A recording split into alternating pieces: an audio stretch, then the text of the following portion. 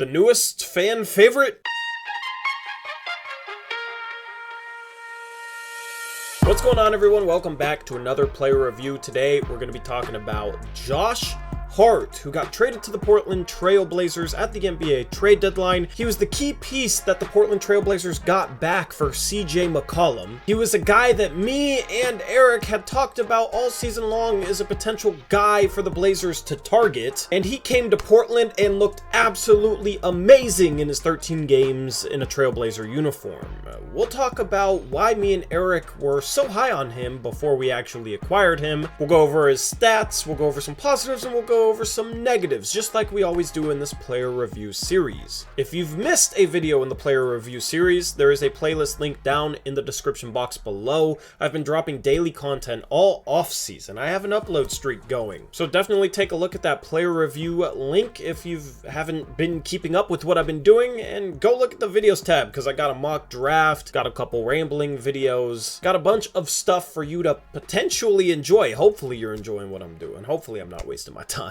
Anyway, hit that subscribe button down below. Leave a like on this video. It helps me out. And let's jump into Josh Hart's player review. Let's start off with the stats. First, we're going to take a look at his stats as a New Orleans Pelican. He played in 41 games for the Pelicans this season and started in 40 of them. He averaged over 13 points per game, almost 8 rebounds per game, and over 4 assists per game, and did it pretty efficiently with a 2-point percentage of almost 60% and a 3-point percentage of 32%. True shooting percentage in New Orleans was 60%. However, those numbers improved when he came to Portland. He played in around the same amount of minutes per game, played in 13 games for the Portland Trail Blazers, averaged a whopping 19.9 points per game. He didn't rebound as well, but he was playing some more guard, and his playmaking was even a little bit better with 4.3 assists per game in a Trailblazer uniform. His 2-point shooting was better, his 3-point shooting was better, his true shooting percentage was 62%. So this is a phenomenal stat line for what lines up to potentially be the third guard next season. With that being said, let's jump into some of the positives for Josh Hart. The first positive for Josh Hart was his overall offense, and there's a lot that goes into this. There really wasn't much that Josh Hart struggled with offensively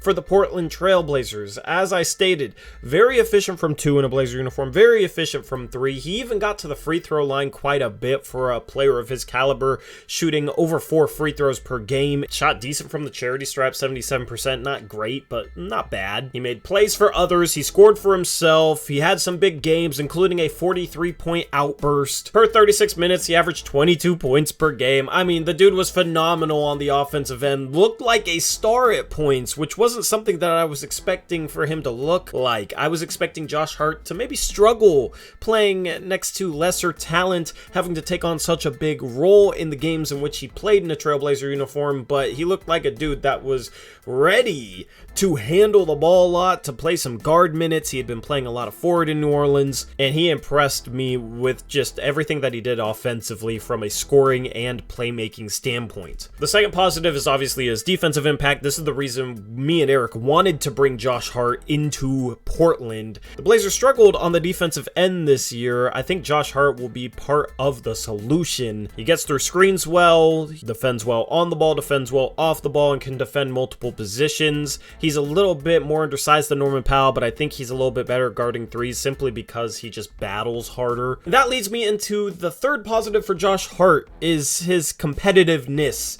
Me and Eric were trying to think of players earlier this season that could come in and kind of be the heart and soul of the Portland Trail Blazers, because every good team has a guy who's kind of the heart and soul of their team. With the Warriors, it's of course Draymond. With the Boston Celtics, it's Marcus Smart. With the Minnesota Timberwolves, it's become Patrick Beverley. A lot of good teams just have a guy who just gets after it on the defensive end and kind of sets the tone and the standard for the level of effort and energy that players should bring to that end. There are guys in this league that will actually increase the energy of their teammates on the floor because of how hard they go at things out there on the court. I know it sounds a little bit cliche, but given the issues to start the year with the Portland Trail Blazers where they had an utter lack of energy and effort, me and Eric were trying to think of guys that could come in and set the tone for what needed to be done defensively, and Josh Hart was one of the names we came up with.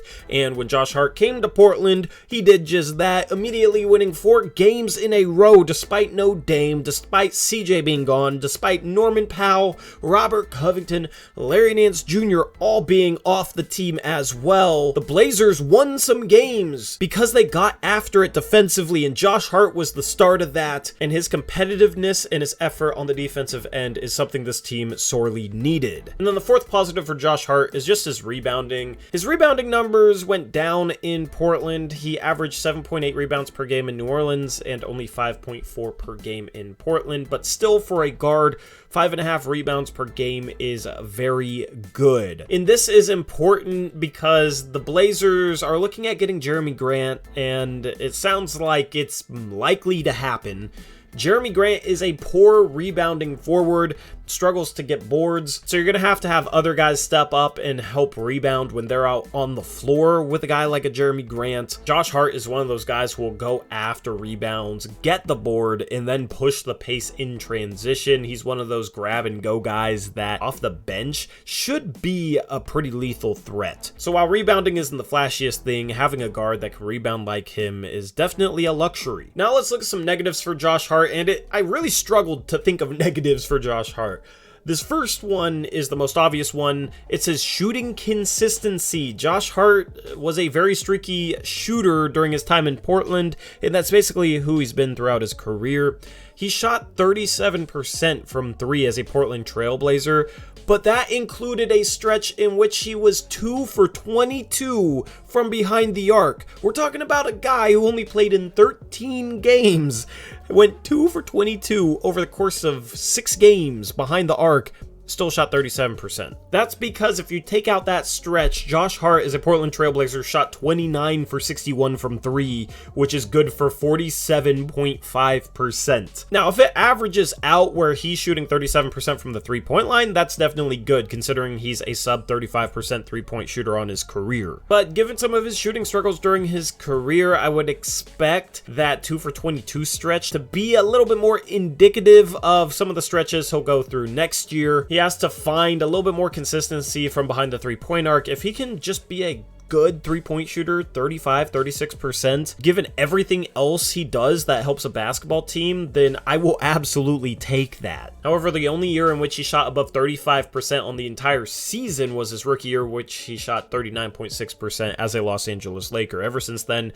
he has failed to eclipse 35% from 3, so his shooting is definitely a little bit of a negative. Still good enough to make defenses respect him, but he is slightly below average and definitely streaky. The second negative is not really much of a negative. As I said, I struggled to find negatives for this, but I wanted to fill out this section a little bit. And the second negative is inflated numbers with question mark, because I don't know how much stock to put into his 13-game sample as a Portland Trailblazer. Now, we all know what Josh Hart brings, and we all know he's a very good player, plays his role very well, can do a bunch of different things, but his scoring and how dynamic he was offensively during those 13 games in Portland, it could just be him playing well on a small sample size. It could also be him playing for a bad team against some other bad teams during that stretch. So it's hard to put too much stock into his numbers as a Portland Trailblazer. So that's definitely one of the things that I'll be looking for next season to see if he can maintain that stat line. He might be playing a few less minutes per game. That's why it's good to look at per 36 minutes and just completely eliminate the minutes differential to see what he's doing with the minutes he's getting. It'll be interesting to see how much of this 13-game stretch he can replicate next season. And then the final negative for him was his turnovers. He was a little bit loose with the ball. That is to be expected when he has more responsibility running the offense and making things happen. But as a Trailblazer, he averaged 2.5 turnovers per game, which would have been higher than any of his career marks. Of course, he's a better passer and playmaker for others than he was earlier in his career. So when you give a guy more responsibility and he's a better passer passer and tries to create a little bit more, those guys generally will turn over the ball more as well. That's why a lot of people use assist to turnover ratio to gauge how effectively players are making plays for others and simultaneously taking care of the ball. So that is definitely something for Josh Hart to improve on next year, is to try and maintain the level of playmaking he showed in Portland, but cut down on the turnovers a little bit. Now, as far as the future for Josh Hart, I fully expect him to be back in a Trailblazer uniform next year. His contract for next season is non-guaranteed, so Portland could cut him and save $13 million in cap space. However, there's really no reason for them to do that. There is no free agent on the market that makes sense for the Portland Trailblazers to go out and cut Josh Hart. This is a bad free agent market outside of the guard position, and I think the Blazers are set with Dame, Anthony Simons, and then Josh Hart, who is a perfect complement to both Dame and Ant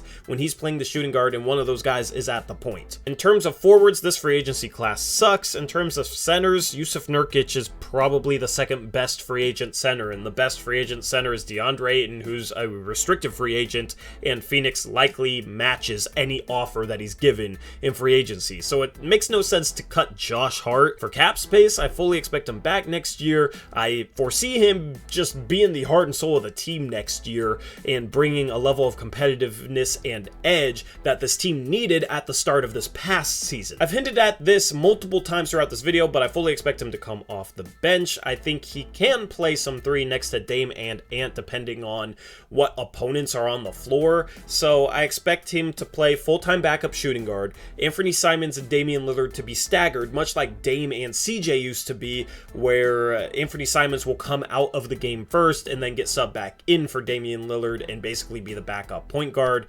That'll open up some minutes at the 2 for Josh Hart, since Anthony Simons I don't think will be playing all his minutes there, and then Josh Hart I think will play a few minutes per game at the 3. I think he should be playing 30 minutes per game off the bench for the Portland Trailblazers next season, and if he is, he has a chance to be in the running for 6th man of the year, especially if he plays like how he did this year for Portland, where he averaged basically 20 points per game in 32 minutes per game. Now, given better teammates next year, he's not going to have as high of a usage, so it's going to be hard for him to get close to what he did given the usage rate he had during those 13 games in Portland he played this season. But if he can get close, there might be a top 3 candidate for 6th man of the year thing in his future. As far as Josh Hart's grade for this season, I gotta give him an A+, considering how hard I was struggling to think of negatives from his 13 games in Portland. I can't give it anything but an A+. Let me know who you think should grade out higher between Josh Hart and his 13 games in Portland and then Anthony Simons' breakout season this year. If I had to pick one guy to grade ahead of the other, I'd probably have to go with Josh Hart a little bit ahead of Anthony Simons. But it's nice to be able to give out 2 A+s in a season that was a mess. Anyway, that wraps up this player review. As I said, playlist link in the description box below if you've missed any of the previous player reviews. I'm somebody who ends up binge watching certain types of YouTube videos, and it'd be pretty cool if you end up binge watching mine, because I've never consistently stuck with a series like this. So if you're binge watching my videos today, thank you. Appreciate it. Anyway, that wraps up this video. I will catch you in the next one. Until then, as always, peace out. Go Blazers.